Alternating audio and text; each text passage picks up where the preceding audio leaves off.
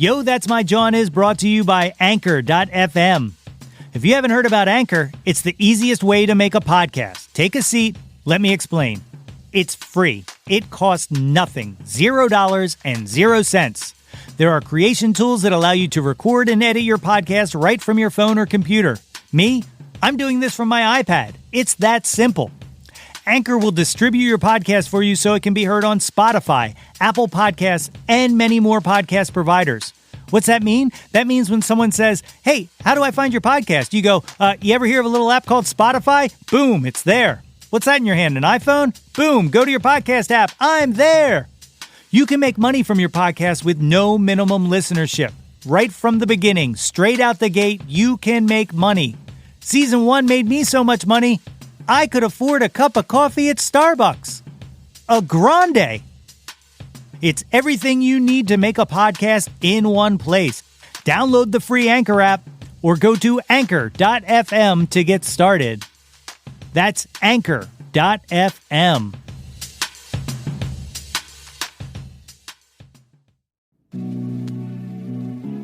I don't know if y'all have heard The Beachland Ballroom by Idols yet, but yo, that's my Jawn! That's my Jawn!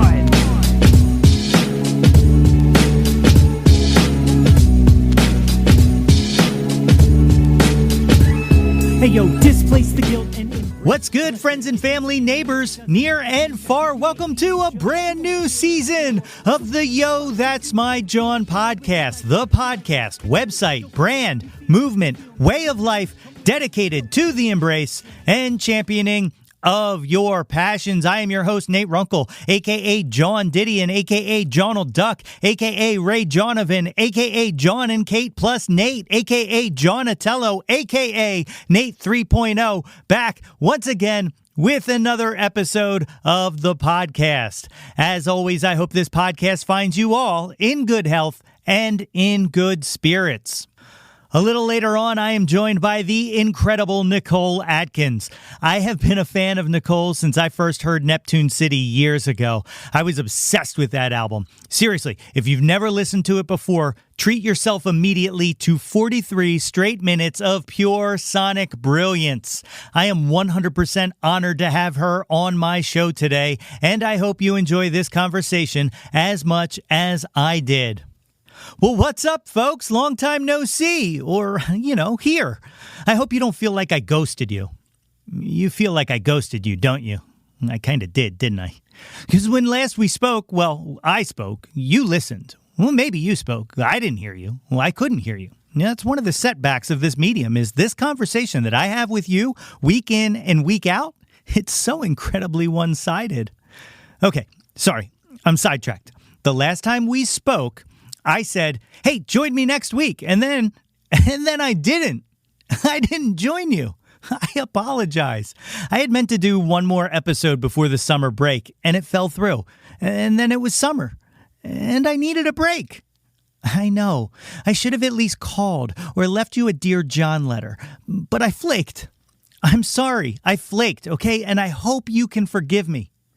And if you're joining us for the first time this week and this is your first experience with the show, you're probably confused as shit right now. So just to catch you up, I'm Nate. I'm the host. I'm a DJ, singer, songwriter, author, podcaster, and from time to time, I can be a flake. There, I said it.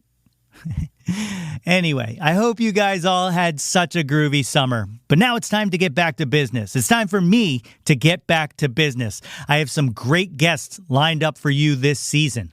Starting with... My guest today is a singer, songwriter, musician whose powerful voice and luminous songwriting has mesmerized audiences with an otherworldly charm. Her fifth album, Italian Ice, recorded at the legendary Muscle Shoals Sound, is available now. You've seen her on Austin City Limits, Conan O'Brien, David Letterman, Jules Holland, and folks, you are about to see her here. Gang, it is my honor to welcome to the show, Nicole Atkins. All right, I think we're going. Cool. Look good. All right, ladies and gentlemen, I am joined today by the great Nicole Atkins. Nicole, thank you for joining me on this show. Yeah, nice to meet you the other day. Yeah, I absolutely. But so, for the listeners, I haven't recorded the intro yet, but they will have heard this. But we met at the Exponential Music Festival, and it's actually, I want to say, like, how many of those have you played? I think that might have been my fourth. Okay, so I'm pretty sure I was there for 3 of those 4. But afterwards, we met, and you agreed to do this show, and I'm still kind of in shock. I love the name. Oh, well. That's my job. I mean, how could I say no? The name gets me pretty far. So I like to start everything off always talking kind of about like how you and your art and your music kind of came into my life. All right. So 2007, it should not be a surprise. When Neptune City came out, Wxpn was playing it a lot, and I became obsessed with that album. Right? Really? Yeah. It was absolutely phenomenal. Like I'm a production geek, and just the production on that album is so stellar. And then your songwriting and your voice on top of that, I was absolutely obsessed with the album. So then I saw you at one of the Exponential Music Fests, and you finished playing. And I just posted this tweet. It was something like Nicole Atkins just blew away the stage or something like that. And as I'm still sitting there in the audience, you replied and you were like, "Thank you so much." And I was like, "Oh my gosh!" And now, yeah. And now, fast forward, kind of the same thing except for in person. And now we're having a conversation on a podcast. So I appreciate it. And here's my question. 88.5 plays a pretty big role in this podcast because I'm such a fan of it, and the music styling pretty much mirrors my own. How is your relationship with 88.5 kind of, where did that come from? Was that organic or? They were one of the first stations that I was introduced to when I recorded Neptune City and had to go around and do all of like the radio meet and greets, and they were just so easy to get along with. You know, like I'm from Jersey, they're from Philly. It's just kind of like the same but different. And they let me DJ. They let me guest DJ. So I got to play some Zappa and some Can, and we just became buddies. That is so amazing. At the station. It's honestly the best station in the area, possibly in the country. I know there's other. But look, I'm a homer. On things, you know, they don't play what they're told to play. You know, they play things because they love it. Yeah, and beyond being listeners. Yeah, beyond being a radio station, I also like really appreciate the community they've kind of created. So definitely, it's a great community. The World Cafe, and you know all of the things that they put on for the city. It's just great. It's incredible. And your performance that day was absolutely stellar. It was incendiary, to borrow a... Yes. It was great. That was one of our first gigs without a keyboard player. So that worked out well. You wouldn't I was like, this is terrible. Yeah. It was so great. So let's completely rewind to a very tiny Nicole Atkins. When you're a child, what kind of music is like playing in the house? Like what's going on? Oh, so much. There was a lot of Michael Jackson playing in the house. There was a lot of The Who, because Tommy just came out on HBO. Oh, and nice. You know, The Grateful Dead. There was a lot of oldies, you know, those cruising classics, kind of like Frankie Valli and Jackie Wilson and Roy Orbison. And a lot of George Thorogood, who my dad just saw in Atlantic City last weekend. He was pumped. And just tons of music, lots of Fraggle Rock, lots of Jim Henson.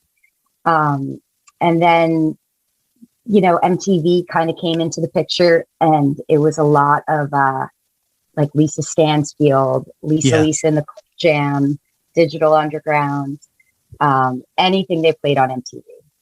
Perfect. I love it. So you started playing piano, I believe, first?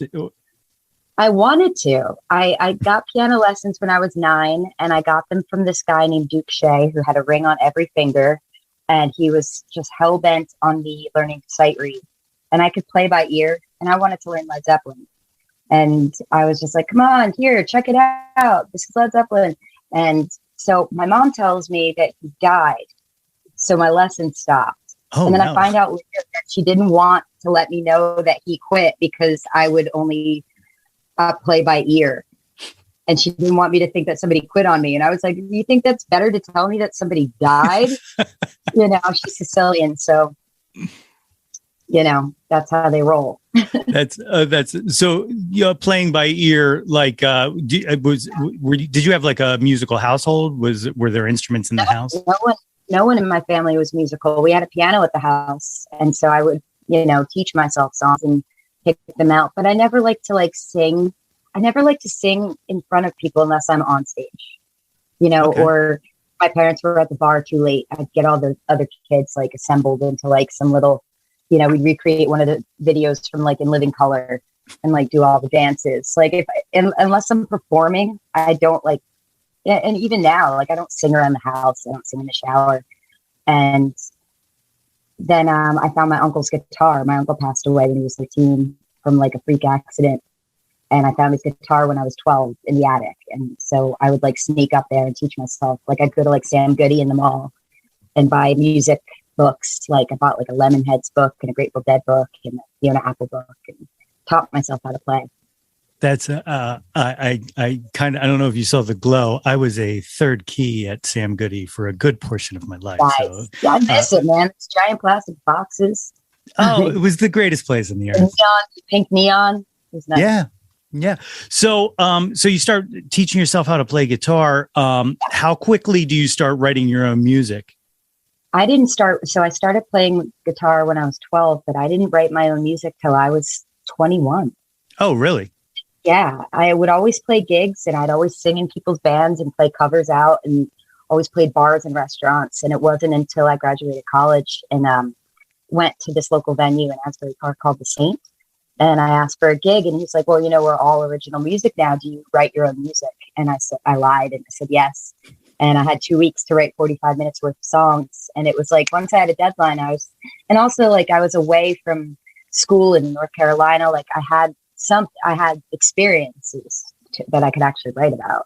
Yeah. And then that became my whole focus. Do any of those songs still exist? Were they any good? They exist, but I hope that no one ever finds them. Yeah. It was that thing where it was oh, wow, cool. I can write a song, but it wasn't necessarily what I wanted to listen to. Yeah. I was just stoked that I could do it. And then after a while, and I started doing open mics at the Sidewalk Cafe in New York and going down to the Pontiac Grill in Philly and the Fire and playing and meeting other musicians, and seeing what they did. And then I was able to craft my sound. And I found one of our friends was a producer and he helped me what movies was I into? What was my family like? All of these things about my life influenced the sound of what my sound is. And the girl group sound that came from it was more so out of necessity of I can't play lead guitar, but I know what I want to hear. So I'll just sing it and stack it and harmonize it. Okay. So it had a girl group thing happen to it by accident. Yeah. So when you're playing kind of those open mic nights and stuff like that, and I asked this because I was kind of around in those times, probably playing the same open mics, if not the same night, but whatever. Were there anybody else around that you can remember that were kind of playing at the same time, or? Well, in New York, it was Langhorne Slim and Regina Spektor. Okay. And the Peaches. It was a really exciting time because everybody was unsigned and just hanging out and sneaking beers into places and pieces of pizza because we're all broke. And I had a Dodge Ram Charger that I actually learned how to park on South Street because my best friend was going to UPenn and we'd always go to the Khyber and see all psychedelia bands, like the 3 for 10s and Aspera Ad Astra. And these really great psych bands that were happening in Philly. And that was really inspirational. I was just going to say that scene around that time, was just really something special. And I don't know if it's because I aged out of it and there's a cool scene that I'm missing right now, but I wish there was. I don't know if you aged out of it. I think a lot of, bands just stopped or, went on to do other things. I know my friend Jamie from the 3 for 10s, him and his dad own an Irish pub that serves pierogies in Philly. Apparently really good pierogies. Yeah. He always said that. I never have time to go, but I want to someday. I love pierogies. I would like to check that out. They are the best. So you're kind of playing these open mic nights and stuff like that, and you're kind of crafting your sound. What, somewhat previous to that, but are you still doing covers at this point? Like what kind of... By then I was doing all originals, but I did have a gig every Wednesday in New Jersey at an Irish pub that I played from like 10:30 to 2 a.m. And I would do like Pavement covers. Like I played Range Life and Sebadoh. I used to play Skull from Sebadoh. Man. I did like, just like a lot of like college rock songs, and then when it got popular and they moved me up to like Kelly's, which is like their bigger bar. And on a Friday night, which is just like drunk construction workers that want to hear Bruce Springsteen, I got fired after that because I don't know it. My problem always, I've hosted a bunch of open mic nights in my life where no other musicians show up. So it just ends up being like a night with Nate, is people would request songs and I'd be like, oh, I like, if it was like Bruce Springsteen, I'd be like, oh, I know Bruce. And then like, I'd play like some obscure B-side and everybody would be like, are you going to ever play that Bruce? And I was like, it was 2 songs ago. You didn't love it? Like, And like from those days though, it was the first time, like I remember playing one of my own and somebody being like, who's that? And I was like, that's me. And they were like, that's great. And I was like, it is. Yeah. So I've got a lot of confidence from that. And or another time, like I remember, I forget where it was in Philly, at the Pontiac Grill, I think. I got booked with a like hardcore punk metal band. And I was like, oh my God, I'm just like this like little girl with her acoustic guitar. And they were so nice to me. And this guy, Toothless George, that came out of that band, we're still in touch. He lives in San Diego now, but he's a one-man band. That's awesome. Like teeth missing, plays everything, So it's like genres never really mattered back then. Everybody was, just seeing what everybody else did creatively. And that was what was so fun about it. Yeah. I mean, like that, like, again, that time period, like, and I think, stations like 88.5 and stuff like that kind of breed that kind of no genre, threshold, Yeah. Like where can you like turn on the radio and hear like Linda Ronstadt and Can? Right. Like, or like play a local gig and say to the DJ that comes like, hey, play my stuff. And then like, takes like Adam Franklin from Swerve Driver to be there, like, hey, you should play your stuff. Okay. Yeah. That's happened to me. Did you find it hard getting into places early on, or was it very receptive? Like, well, it wasn't easy because you didn't know where to go. Yeah. But in our area, there were so many places. You could go to New Brunswick, you could go to New York, you could go to Philly, and you could go to Asbury Park. And so that little, our little chunk of, the planet had so many things to do, especially in the summertime. And I ended up taking a job at the Stain after that. I worked at the door in Asbury Park. And then I would go up to the office and I saw all these boxes of CDs. And I was like, do you go through all these? And he's like, nah, I should. And I was like, I'll go through them. And so I ended up like booking nights and booking shows. And I started, and I knew that I love being in the scene, and I knew that I wasn't writing songs yet that I wanted to listen to, but I wanted to promote other people that, I love. So I remember like I went to college with Ava Brothers and I booked their shows in the back of a restaurant that I worked at with Regina Spektor and Leghorn Slim, and I got a vodka sponsor. It was a mess. It was like, yeah, free vodka and chicken wings. But, I always just like come from the mind of if you can't find what you want to be part of, make it happen yourself. Absolutely. You got to do stuff for the culture rather than just for the paycheck. Yeah, definitely. One of the other things that I find really kind of interesting about that is you seem to collaborate really well with people. So that like coming from that scene makes so much sense of kind of building those shows and being around, that many different people. Has it always been that way? Like, have you always played well with others, or? So, yeah, I don't like to be alone, and I'm a solo artist. So any chance I get to collaborate with other people, it's like, that's just a really fun way to hang out. Yeah. And take away from it. Like, instead of being like, hey, let's go get lunch, and we're like just sitting there eating food in front of each other, I'd rather sit at my house and have some lunch there, if you want, with some guitars.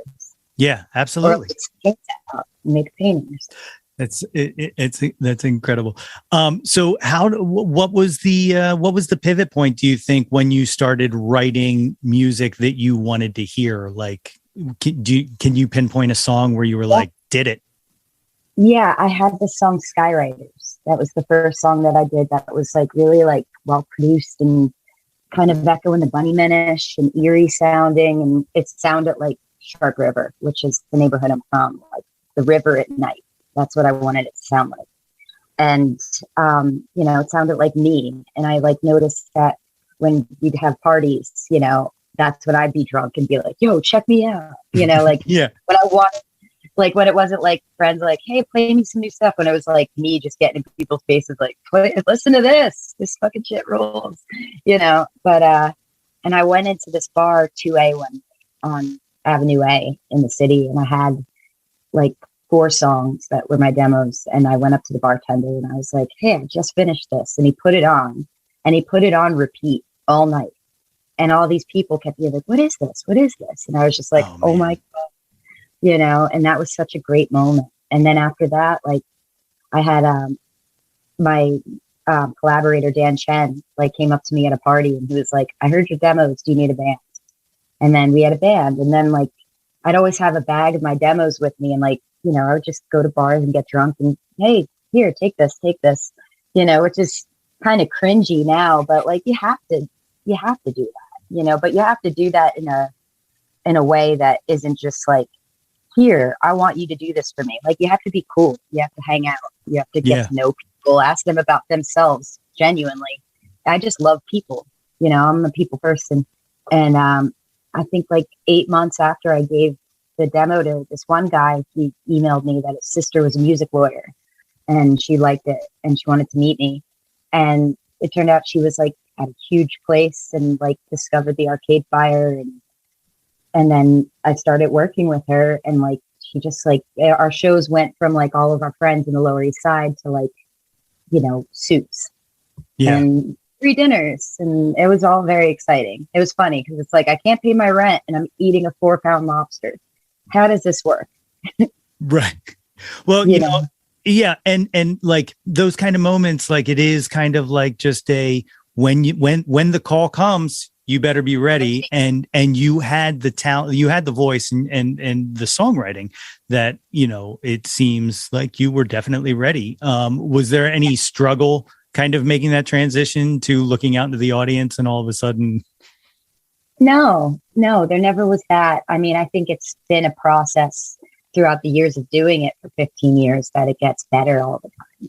Yeah. Especially too, like touring without a crew, you really work on your comedy chops while you're waiting for shit to get fixed because you have to fill up the time, and also like being of the mindset of, like going from, oh man, only 20 people came to like, okay, 20 people came. How do we entertain the fuck out of them? Yeah. The show went from like, are people going to like me to how can I make all of these people feel great? So in a way, you're like a drug dealer. It's a hard job keeping everybody high. Someone said one. Well, you've got great drugs then, because I do. Very successful at making people high. So then major label comes knocking. What's that like to have kind of that behind you? I mean, for me, it was kind of like a no-brainer. There was a lot of like indie labels that were interested too, but it was like when I went to Columbia and saw like Pink Floyd and Barbra Streisand on the wall, I was just like, I mean, like this never happens to a person like me. I got to do this, Yeah. And even though it didn't work out, I mean, it worked out where, I got to skip a few steps, which was good and bad because I was like used to things being a certain way. Mm-hmm. And then I, took some years and some interesting albums or harder albums to figure out how I can make it work on my own in the way that like feels good for me, you know? So I always just try to think of like my work as a life's work, you know, not like it's good for managing expectations, but it's also, you know, it's nice to see the bigger picture of like, you know, a long life and a body of work. Yeah. Yeah. Oh, absolutely. Yeah. You know, that is one of the things that like, that I love is that, as obsessed as I said I was with Neptune City, it wasn't a peak, you know, it was definitely like like an explosion of like the Big Bang. It was like the Big Bang of Nicole Atkins talent, you know? Yeah, definitely was like an introduction to my like weird little world. Yeah. You know? There's a story, and I think it might have been on one of the first World Cafe interviews that I remember hearing. I know we're going back. I walked in on David Dye. I walked in on him peeing by accident right before that interview. I was mortified. I was like, "Oh no, I didn't see anything." I didn't see anything.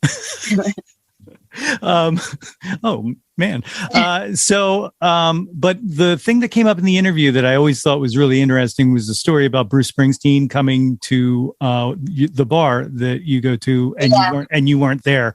And I've always been curious, have you met Bruce since then? Yeah, a few times. Yeah. He's awesome. It's been a long time since I've seen him now, about maybe 8 years, but last time I saw him, I was jogging. I was jogging on the boardwalk, and you know, I look like shit. And I just hear Nikki, and like no one calls me Nikki. And so I see him with his hat on, and he was with his cousin. Like we just dipped into a bar that wasn't open yet, and like I told him about me getting married, and showed him the place that I was living at. He was like, "Oh man, that place is so cool. I would like to hide there." I was like, "I'll leave you a key under the gnome." He's such a nice guy, genuine dude. Yeah, he is kind of this is going to be an amazing pivot, by the way. But he is kind of what I think embodies now everybody says like the Jersey Sound or something like that, but I think even beyond that, there's like a fraternal nature of like people from bands from Jersey. And here has been my theory. And maybe you can back it up. It's literally just Asbury Park, right? Like everybody kind of, yeah. I'll say yes. Yeah. It's such a hub. Like, I feel like it's such a brilliant hub of music. And just certain places that have that, you know, like Asbury Park or Detroit or Muscle Shoals, or where it's like, there's no reason for it. It just happened to have some talented people be born there. Yeah. You know, it's great, you know, and move off to New York or LA, you know? Yeah. It's the same way I feel about Philly at times. But like Philly works very weird in like waves of like, it's a scene and all of this stuff's coming out of it. And then it's quiet for a little bit. And then it's a scene and all this stuff comes out, you know, but that's how Asbury is too. You know, it was a super quiet scene before, you know, I got signed, and I think there was the band, the Parlor Mob, they got signed. It was like, that was like the 2006 to 09 summer was like it was a rejuvenation of Asbury Park's music scene. And I'm not sure what's going on there now, just because, you know, I live in Nashville now, but the town, like, there's $22 lobster rolls now. Yeah. It's not even price. So it's back. Yeah, I was just in Cape Cod, and a lobster roll was $30, and I was about to flip the table, but then I paid $30 for lobster rolls. Yeah, I remember getting me and my grandfather lobster rolls. He's like, "I would like to try that," and it was $40 or $44, and like I was like, I didn't even get a drink. It's crazy. yeah, it's wild. It's totally wild. So another thing that I really find fascinating about you is your choice in covers. You pick very, like, they're not even always obscure. Like, you just pick really good, like, oh yeah, that is an amazing song. Why do, you know, like, and you do it enough. that like you put your own kind of on it. I don't know what that. Yeah, I only do covers that like when I hear it, I can hear myself doing it or rearranging it in a way that like almost kind of for me makes it like my song. Yeah, you know, and I get so excited because it's not that often I hear things in that way. It actually happened today with Joplin. I was like, oh, and it was like an emotional roller coaster. You know, like it's one of my favorite things. Yeah, to happen. I hear a song and hear my way in. I just heard this week the different drum that you did with Scott Bradley. Oh, yeah. And, I didn't even putting that out. I just went to his house. It's always like, hey, get in front of this camera and sing the song. I'm like, okay.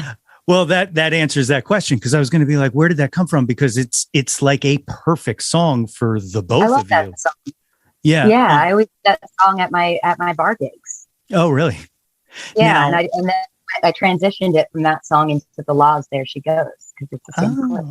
I like it. See, I'm a big fan of that song because, and this comes up a lot in this podcast, and I can already hear the listeners going, "Oh, Christ, here goes Nate." But written by Mike Nesmith, and yes. Mike Nesmith's solo output.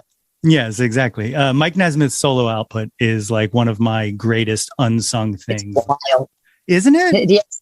Movies, his homemade sci-fi movies. He does with his family. So crazy. He's the best. Cool guy.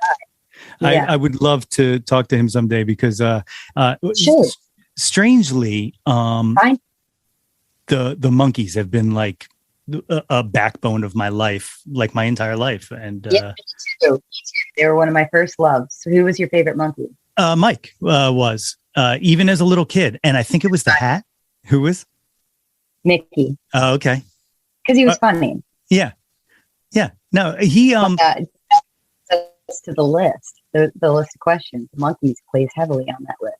Oh, really? Oh, spoiler alert. Mm-hmm. Spoiler alert. I did a whole segment of this podcast, and that's why I make this joke, that I believe the Monkees should be in the Rock and Roll Hall of Fame, and until they are inducted. Thank you. They should. I mean, that whole thing is a crock of shit anyway. It really is. I mean, what are they going to like start something like in sync into the Rock and Roll Hall of Fame? Probably. They will. We did this, but I feel like, and this is no slight. What was that? Tina Turner's not in the Rock and Roll Hall. I know. There's a lot. Harry Nilsson. What? Yes. It's a crock of shit. Yeah, but Dave Grohl is in for the Foo Fighters, and I like the Foo Fighters, but what the fuck? I like them too, but like give the guy some time to get old. Right? You know? I said, I haven't written them off yet, but there is a time, and I feel like it's in the next 2 or 3 years. If there is a Weezer induction into the Rock and Roll Hall of Fame, who is a band that I like, I think. Yeah, but still. That's the tip. That's going to push me over the edge. Until they get to be my dad's age, they shouldn't be in there. I am 100% in agreement there. 100%. Here's a question for you. Your latest release from last year, Italian Ice. At any point, did you think about calling it Water Ice? Because I'm from Philly, so. No, never. No, Water Ice. Okay, now what about a Philly remix album of Italian Ice, and it's called Water Ice? Think about it. If somebody wants to do it, let me know, and I'll send you the stems. Okay. You hear that, guys? So make it happen. Yeah. We got to keep it Philly in here. You know what I mean? Yeah, call up, make it happen. I would love to. That would be actually a really good collaboration. Would be the two of you. Have you bumped into him around? Because I actually bumped into him like way back in the day outside the Fire in West Philly, and I used to see him at Brooklyn Bowl all the time because he DJ'd there every Monday, I think. Yeah. He's a great guy. He's a really great guy. So one of the other things about the covers that I had to bring up is that cover that you did at the Wxpn Fest of 7 by Prince. Oh, I got so much shit for that because we weren't ready. It sounded great. Oh, thanks. Thank you. I will also take this time to apologize to Wxpn, who sent me a copyright infringement notice for posting that video. But did they? Yeah, they did. Oh shit! Will you send it to me because I'd like to see it? Yeah, absolutely. I'll send it to you. Yeah, I see it. They did. I I'm not 100% sure. I think it's because I used the Exponential Music Festival logo, but I wasn't going to push it. Oh, yeah. Yeah. Right So, on. Yeah. Okay. But I'll send you the video. It's great. It's really great. I want it. How did you pick that of all the songs from, you were looking for a song from 92, right? Yeah, I was looking for a song from 92 because that's when Wxpn started. So they wanted something for their anniversary. And out of all the songs on the list, like that was one of my favorite songs, you know. And when I started playing coffee houses in high school, like we used to always do a giant acoustic jam of 7. Oh, it's awesome. It's a good one. So you're touring now. Is that the band that you had there at the fest? Yeah. Is that the touring band now? My band. Amazing.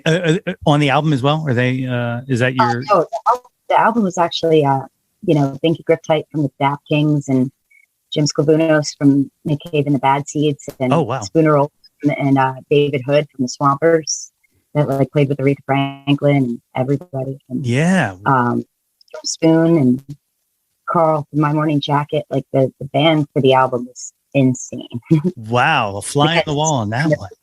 Yeah, for real. Thankfully, there's a YouTube video of the making of it. And I'm glad we had somebody there to document it. Oh, I got to check that out. It was just 5 days of the perfect storm and everybody was available. I couldn't believe it. When did you record that? Pre The World? Yeah. Pre The World, getting all funky. What was it like releasing an album kind of with all of that going on? Because you can't promote it really, right? Yeah, I started doing a TV show in my attic. Like my husband did the sound and my neighbor did the video. And it was like a variety show where I would like sing the song to tracks and like put a disco light on in the side and be like, all like, whoa. And it was ridiculous. But like seeing how other people would comment, let me know, like, and see my parents on there, like, holy shit, they know how to use YouTube. And I was able to just, see the camera lens and be like, that's the audience in there. Yeah. It's weird. That's kind of how this whole thing started. It was originally just a website where I wrote music articles, and then the pandemic came and I started doing like weekend jams. And then this podcast came about. Like, I honestly feel like, good things out of bad, that the pandemic did more for music and people's love of music and live music, like. Definitely. Like shows right now feel like a million times as good as they ever have. And, just even seeing how like, we haven't worked for 18 months and all the, like the fans that like stepped out and bought a record, bought a t-shirt or like tipped the band on Venmo. Like it was really heartening to see. And it gave me something to look forward to every week. Yeah, I never thought I'd be like hosting my own little show like Wayne's World, but I loved it, and I hope I get to do it more. I think under better circumstances, hopefully, but definitely. I think the craziest thing about it is just how easy it was. Like we all had these studios just at our fingertips for all these years. And then all of a sudden. Yeah, like childlike minds where we just want to make stuff. Yeah. It's fun. It's fun to be a giant kid. Absolutely. All right. Are you ready to take the Jawntlet? All right. I'm ready for the Jawntlet. So I didn't explain this previously, but the one-hit wonders actually were revised recently because there was a bunch of them that people like. It was not even up for debate, and I don't know why I put them together. Like one of them was like David Lee Roth or Sammy Hagar, and David Lee Roth, no-brainer. Yeah, exactly. One person said Sammy Hagar, and I won't sell him out, but it was Bill Schmidt. Anyway, so here we go. The one-hit wonders. One-hit wonder number one: Billy Joel or Elton John? Elton John, hands down. Yeah. Billy Joel sucks. No, a full-on sucks. Okay. Well, I've had no Billy Joels yet, so this is starting to be my new Sammy Hagar. Billy Joel is the new Sammy Hagar. Number two, Debbie Harry or Joan Jett? I take them both because they're both very different. Take Joan Jett for the passion and Debbie Harry for the style. I like it. Number three, Aretha Franklin or Tina Turner? again, both. You can't pick one of those. One's the queen of soul, the other one's the queen of rock and roll. Yeah, that's actually how this one ended up in here. Is, I don't know, there was like this tiny controversy a few years ago where Aretha was in her feelings because Beyonce called Tina Turner the queen during an awards show. It's for all queens. Exactly. Look, you can be a monarch. On that list, she ain't bitching. She's working. That's right. Next one, Nirvana or Pearl Jam? Nirvana, I guess, because they were first. Yeah. Okay. This will be in the past when this airs, but Friday is the release of Nevermind. So I'm going to have to ask, do you remember the first time you heard Nirvana? Yeah, I remember the video, and I remember being like, whoa, this is so cool. And I remember going to the Sam Goody and buying the cassette single, and I still have it. I think I still have mine too. Like millions of dollars by now. No. Yeah.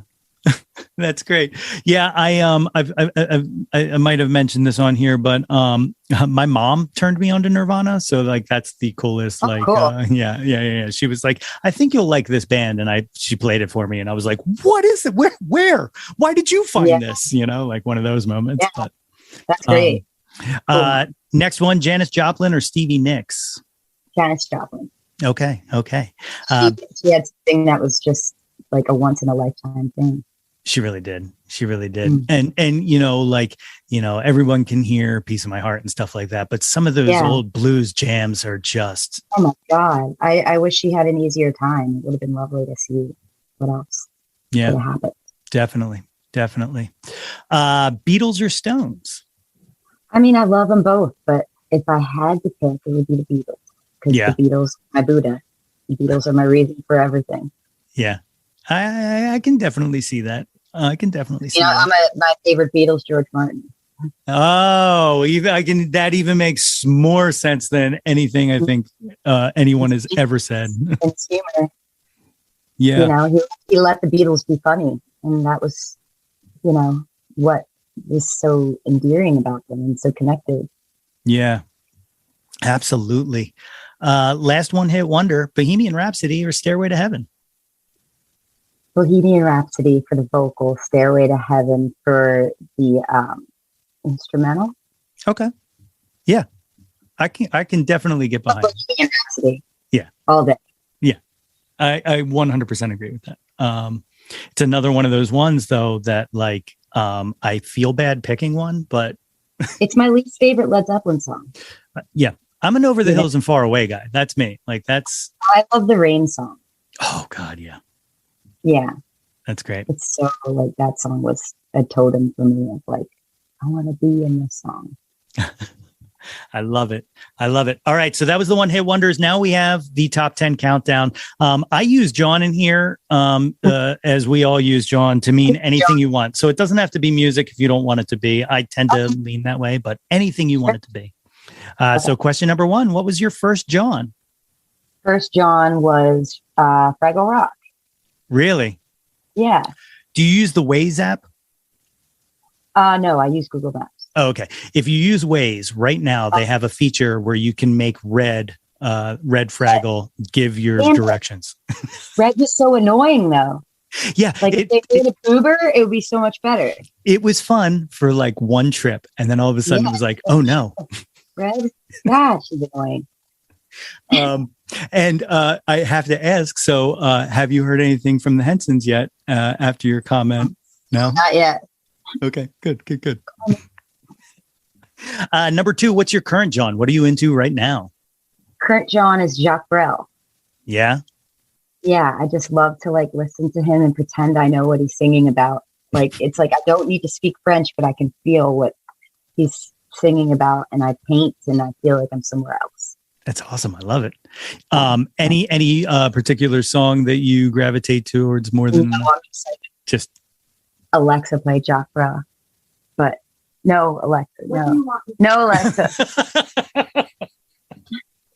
It's awesome. That's really funny. Number 3, what was the first concert you went to? It was the Monkees. Really? Actually, it was Liberace. It was Liberace at Monmouth College, but the first one I went to that I was like, yes, I'm stoked for this, even though I was dazzled by Liberace and his dancing fountains. Yeah. But it was the Monkees' 25th anniversary tour at Trump Plaza. Mm-hmm. And it was Herman's Hermits and Gary Puckett in the Union Gap opens. That's an awesome bill. That is an awesome bill. Yeah. Were they all there, or was that one of Mike's sojourn? They were all there? Mike wasn't there. Okay. But it was Dee, Mickey, and Peter. And me and my sister were just in heaven. That's awesome. That show, I don't know the last time you've watched that show, but it's still absolutely brilliant. And it's timeless. It's really funny. Yeah, really it's good great. to just have on in the background at all times. Yeah. This is a question that I don't know how it I don't always know how this translates when I ask other musicians because they're usually so busy. But what was the last concert you went to?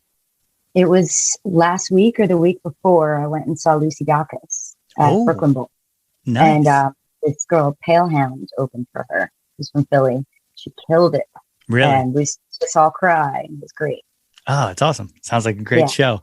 That like for the longest time during this show, that answer for me was the same thing because of the pandemic. And it started to feel like, is this my last concert? Like, am I ever going to go to music again? But thankfully.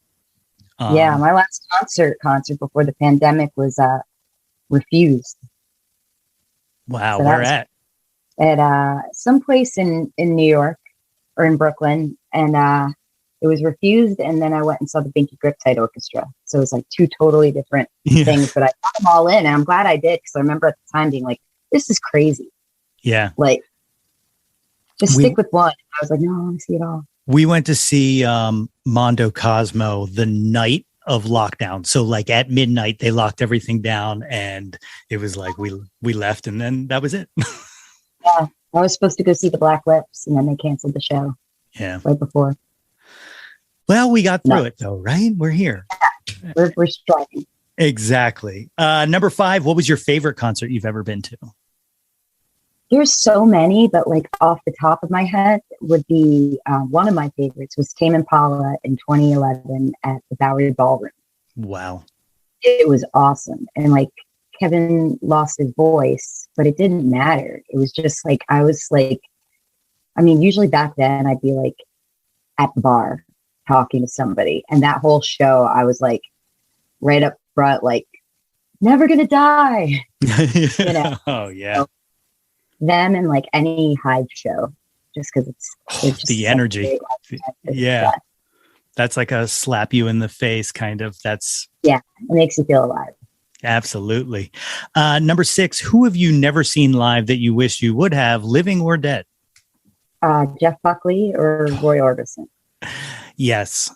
I've seen it on, but like I kick myself. Brilliant. One of my little mental things in my head is that it's a very specific, I wish I saw Jeff Buckley, which is Jeff Buckley played at the Grape Street pub in Manayunk. And I can't imagine what that would have sounded like. Like it just, it's incredible. It would have been the best show you ever saw. It would have been your answer to number 5. That's 100%. And then, Roy Orbison, and I don't agree with this statement. Okay. But I've heard it twice. Mm-hmm. Someone says, I do an amazing Roy Orbison. I've heard it twice at live shows that like, cause I'll cover like, Handle with Care and, I forget what else I'm completely blanking right now. I love Roy Orbison. But someone came up to this old couple came up to me and they were like, you do an amazing Roy Orbison. And I was like, I swear to God, if you could tell me what I could do with that, I would. Yeah. Like, that's awesome. But I don't know why I brought that up. Number It's the best compliment in the world. It really was. Like I was like dumbfounded by it. Like I was like, oh thank you. Like and those are the best compliments because they're not bullshit, right? Because you're like, no one would make that up. Like no one would tell you that. Yeah. As a lie. So specific. Yeah, I appreciate it. Speaking of appreciation, number 7, what is your most unappreciated Jawn? What's something you champion for that you think needs some more shine? This band Cotton Mather from Austin, Texas. They have this record or two records called Kontiki and The Big Picture. And it's Robert Harrison's band. They're just really inventive and amazing, soulful and cool. So, all right. Excellent answer. Excellent answer. Number 9, name an artist whose output you will consume anything they put out, even if you have to be apologetic for it. The Swedish band Dungen. Love to see. I love them. It's incredible. Nick Cave and the Bad Seeds. Yeah. Okay. Perfect. The 10th and final question of the top 10 countdown, and I hope you're prepared for this. What is your favorite Jawn of all time? Favorite Jawn of all time? Well, can I have 2? Sure. Ave Maria. Oh. The best song. And Santo and Johnny Sleepwalk. Oh my God. Song. Yeah. And also another, like, if you could put those two things together, you would almost get your sound. Like, think about it. But think about it. Like, write that down. Right. And like that tattooed on my chest. But seriously, like, just the kind of atmospherically melodic sound of Santo and Johnny. And then like, I get it. I didn't make it up. It makes sense to me. It completely makes sense to me. So what's next on the horizon? What are you working on? Going to dinner. Oh, sorry. I re-recorded Italian Ice in Memphis at a really beautiful studio called Memphis Magnetic with a string section and a piano player. And we did all this. And so we made a film of it and a vinyl. And we announced that in a couple of weeks. That's unbelievable. That is cool. How did that feel with the strings? Like, just loved it. And I just singing, I felt really connected to my singing and like performing. And I realized that I want to make a whole record like that. So my next record, I'm going to spend the next year just working on how to make new standards. That's awesome. Do you have a title for it? Because have you thought about water ice? I'm sorry. No. I'm coming back to it. Nicole, I absolutely appreciate this. Like I said, I've been an enormous fan since Neptune City. Like that we're even having this conversation is kind of surreal to me. So, re-recording that album as well. What's that? So I'm re-recording Neptune City. Really? Mm-hmm. Oh my God. Strings? Be great. Strings, everything, it's just, and it's going to have a lot of the songs that we're missing on it as well. Oh, that's unbelievable. Yeah. 2007, I was sitting at work listening to that album. And then today, as I was sitting at work, I was texting you, setting up this interview. And it's just weird. It's a weird thing to me. But music that was never in style, you'll never go out of style. I appreciate it. Well, here's my last thing I just want to leave you with. You've done Conan O'Brien. You've done David Letterman. How do I measure up? Am I close? I mean, they were all great.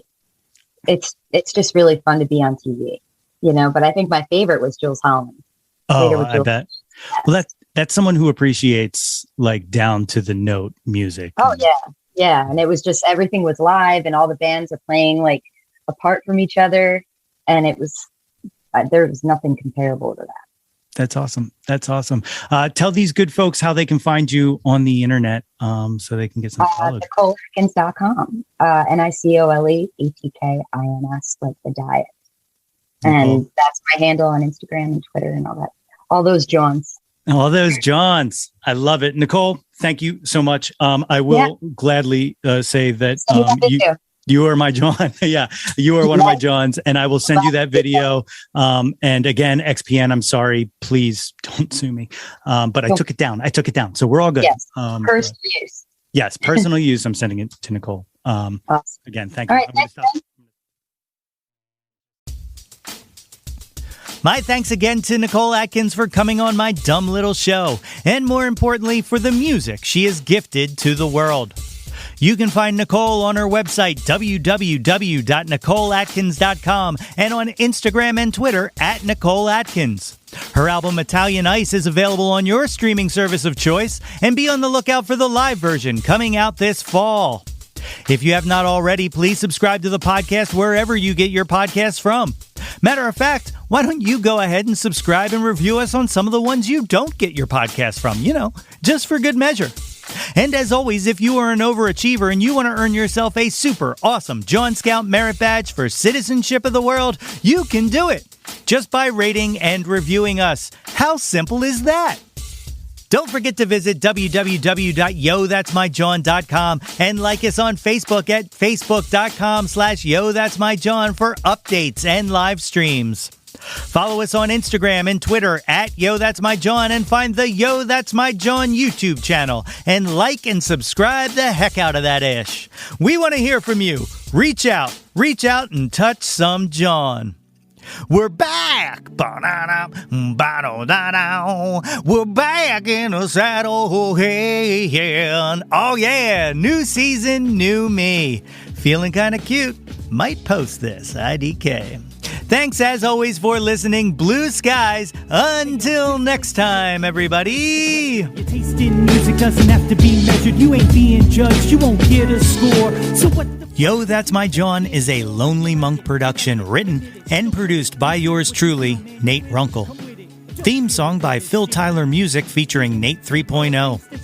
Special thanks to Fox Run Brands, DX Ferris, Andrew Scott, Natalie Runkle, and the incredibly brilliant and wickedly stunning Katie Daubney. If you or anyone you know has any ideas they would like to share or any guests they would like to hear on the podcast, please feel free to reach out to us at yothat'smyjawn@gmail.com. Or you can leave an audio message for us and possibly hear yourself on a future episode by visiting anchor.fm/ytmj/message. Until next time, be sure to displace the guilt and embrace the pleasure and shout to the world, yo, that's my Jawn.